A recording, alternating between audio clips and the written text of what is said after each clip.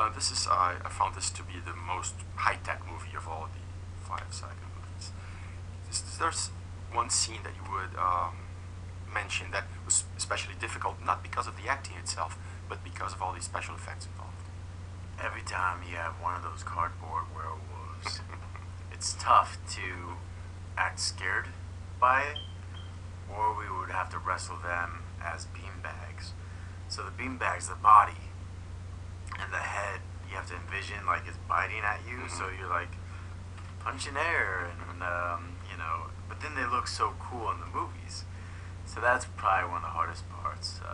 Not to laugh when the cardboard wolf is right next to you, and like some crew guys like moving it with you, and you're just like.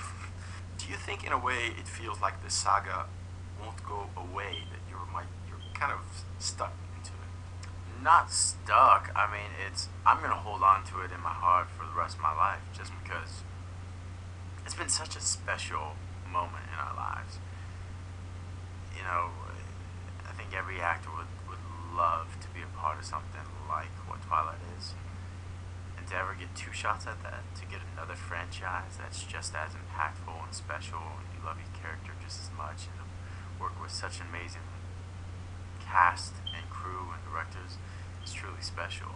So it's something, I don't think I'll be stereotyped, or people won't see me as anything but these characters. But you know, it's definitely something I'm going to use throughout my whole life. I was checking out the Brazilians are crazy about Twilight. Brazilian website, which is 1000% devoted to the saga. They find all the most recent videos, all the interviews you guys have just given, they have already posted.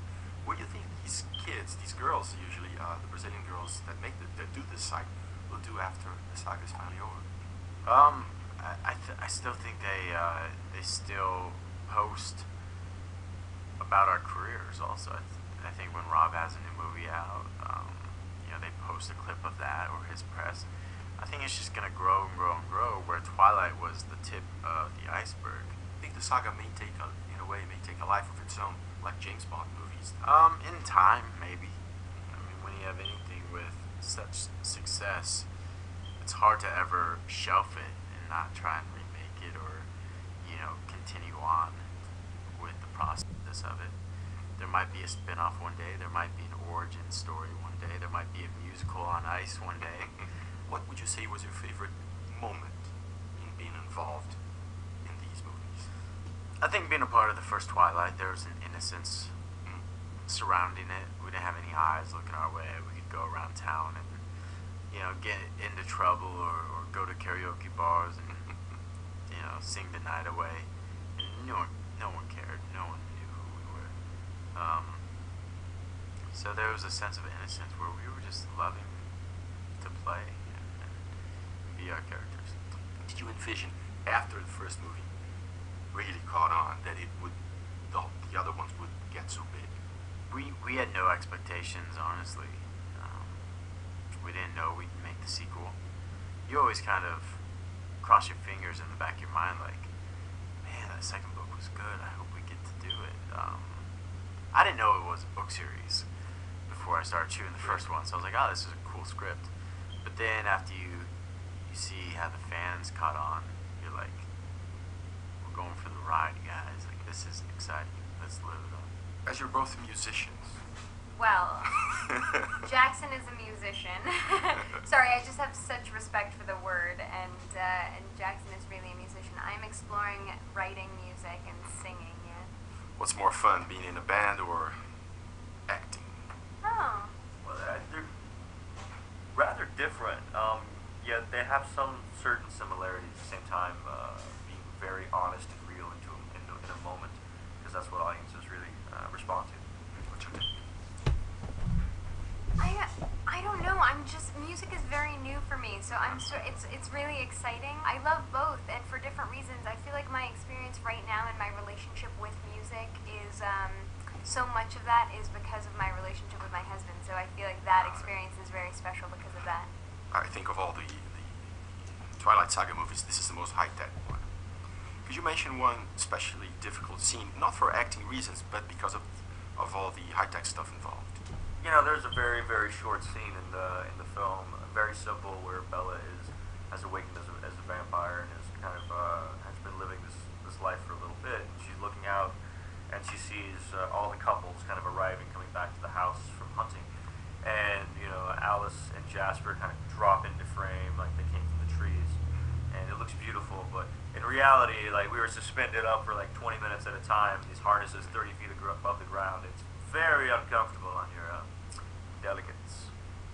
How about you, Nikki? Do you remember anything? Yeah, it took a lot of imagination while filming. You know, a lot of it was put together after the fact in post-production, and I think that that's very challenging as an actor to not have the environment be the actual environment.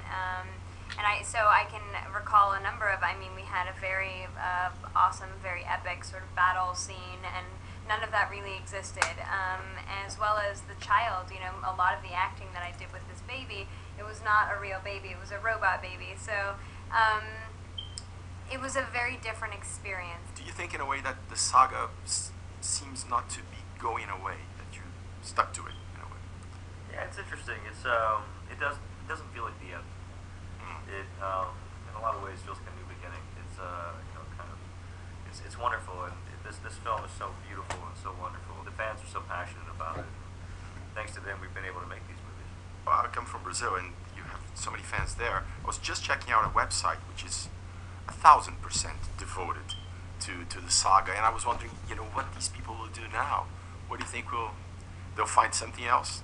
I don't know. It's hard to predict. I honestly don't know. I think none of us we couldn't have expected it to have this kind of reaction even to begin with. So I don't know what they'll do next. I mean, hopefully they'll continue to watch the movies. It inspires them to be creative. You know, that's one of the things I love the most about this is seeing fans, like, you know, they write fan fiction and they draw and they send us drawings and they make necklaces. They create what we're wearing in the movies. I mean, it's really cool to see how inspired they are. One of the reasons I've enjoyed being a part of it for so long is that it's connected people worldwide, and they write to each other, and they share their works of fiction, they share their poetry, they share their art. I've literally seen it bring families together, mothers and daughters, and grandmothers and sons and fathers. And it's beautiful. It's beautiful when a piece of art can transcend boundaries